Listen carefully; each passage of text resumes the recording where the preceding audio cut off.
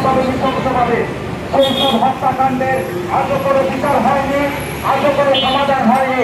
বিচার করতে করতে বলে বিগত সময়ে বিগত সরকার 10 বছর 15 বছর অতিবাহিত করেছে। সেই ক্যান্টনমেন্টের ভিতরে আমরা দেখেছি তরুণামের আগে যুবতী ধর্ষণের পর হত্যা হয়েছে, সে 10 বছর পরে আজও বিচার হয়নি।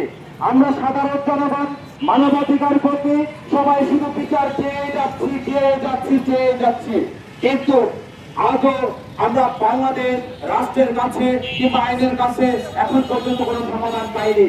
আমরা চাই এই যারা ধর্ষণের সাথে জড়িত সেই ধর্ষণের রায় যেটা সর্বোচ্চ শাস্তি, তাদেরকে ফাঁসির রায় কার্যকর করা হোক, যাতে করে পরবর্তীতে আর কোনো এরকম পুনরাবৃত্তি ধর্ষণ জনাব মোহাম্মদ শহীদুল ইসলাম সহ আরো অসংখ্য নেতৃবৃন্দ আমাদের মাঝে উপস্থিত আছেন।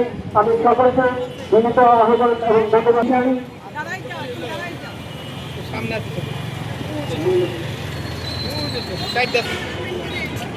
আচ্ছা, আমি বাবুল বলবো একটু পরে বলবেন। আমি প্রথমে বক্তব্য রাখার জন্য অনুরোধ করছি ম্যান ফর ম্যানের চেয়ারম্যান জনাব মোহাম্মদ রাজিবুল ইসলাম ভাইকে। জনাব মোহাম্মদ রাজিবুল ইসলাম ভাই সংক্ষেপে বলার জন্য বিনীত অনুরোধ করছি।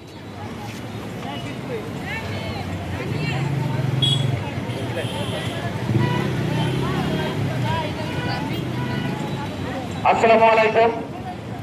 আজকের এই মানববন্ধনে যারা উপস্থিত হয়েছেন সবাইকে জানাচ্ছি দুঃখ ভরাক্রান্ত মন নিয়ে আন্তরিক শুভেচ্ছা।